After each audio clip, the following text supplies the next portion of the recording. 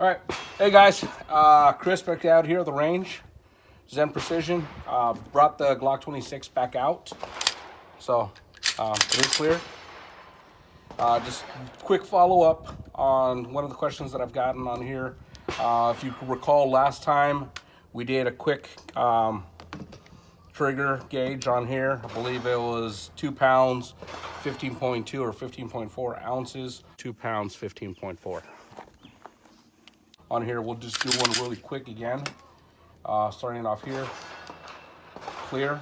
We'll do best of 5 fairly quick. Go ahead and hit clear, ready, and our first one, 3 pounds, 10 ounces. Okay, for our next one, go ahead and do this again. Ready, 2 pounds, 5.1. Number 3, get ready. 2.54. Number 4, ready. 2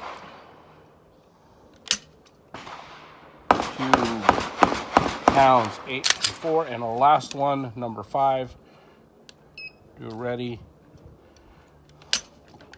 3 and 1.7. So our average on that is 2 pounds, 12.5. So what I'm gonna do here is really quick is I'm gonna go ahead and put a Glock, it's Overwatch Precision, their tack trigger, flat trigger, and put it in. Now, one of the things I wanted to talk about this time is, again, why we're doing this. So let me get this trigger out of here and we'll quickly go over that. Or actually here, I have the one from my Glock 19. Let's talk about it right here. Take a quick look at the surface of the 2 triggers that are there. Notice that this one has the round edge on it. And here's what we end up finding when we're talking about contact surface that we're gonna get on there, especially when I'm shooting fast. So shooting slow, it's gonna be very easy to make sure that I got the trigger isolation and I got the pad of my finger on here. However, when I'm shooting fast, it's a round surface. So when we look at round surfaces, and we'll do a quick illustration right here of this box.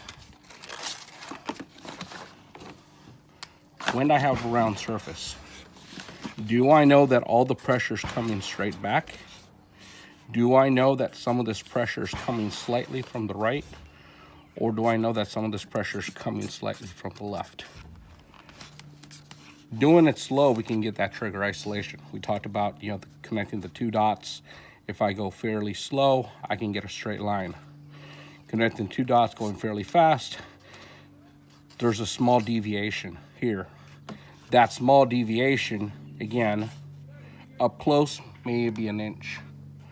Going down 15, 20 yards, that starts spreading out. So my shot placement starts to become off. However, with the flat trigger, I know that everything is coming straight back. And that's what helps with that trigger isolation of coming back. So that's gonna be my purpose of getting this trigger in here. We'll put it inside and we'll see if it makes a difference.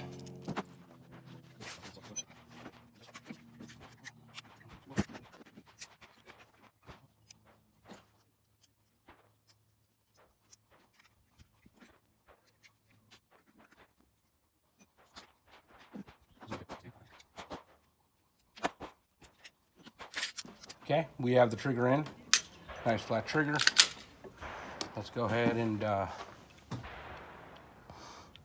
quick pull gauge. We'll go ahead and clear our last one and pull number 1.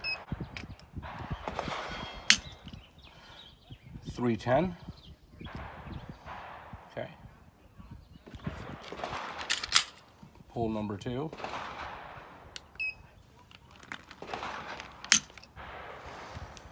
Okay, 2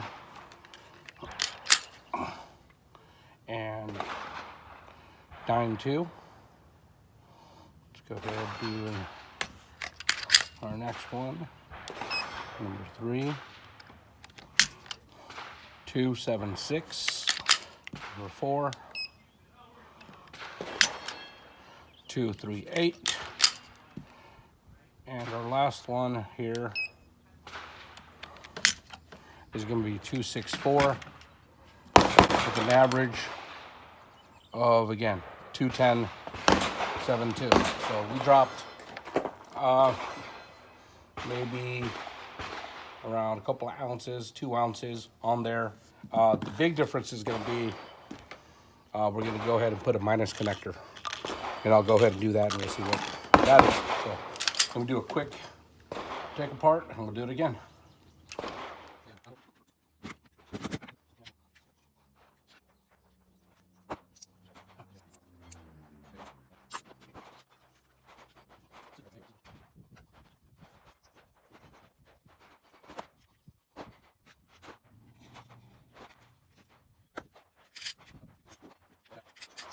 Okay, so we pulled out our factory disconnector. We added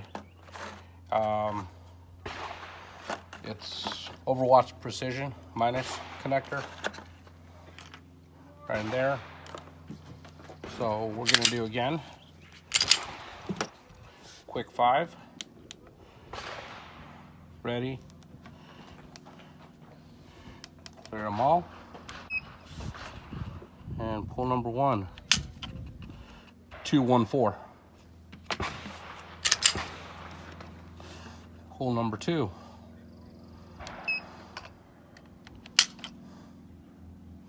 1.12 ounces. Number 3, 1.11 ounces.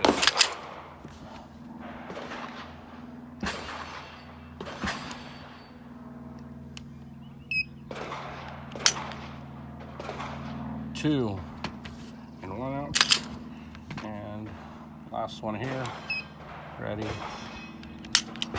1 and 10.3. Our new average is 1 and 13 ounces, so we dropped 1 pound utilizing the Overwatch Precision minus connector. So again, the big difference with the flat and round trigger is not pull weight. It's going to be more of an isolation of the trigger and be able to pull straight back. You have a Glock and our tack trigger. I have a 4-inch circle. We're going to speed it up, do some rapid fire.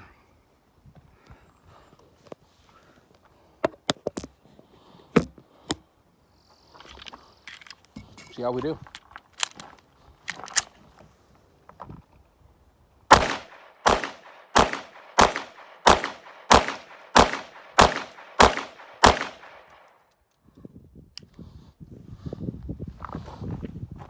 Let's go look at our dot.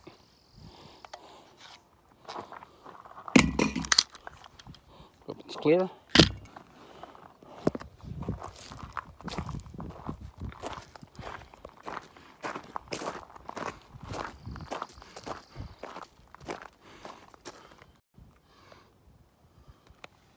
And we have 1 outside the circle.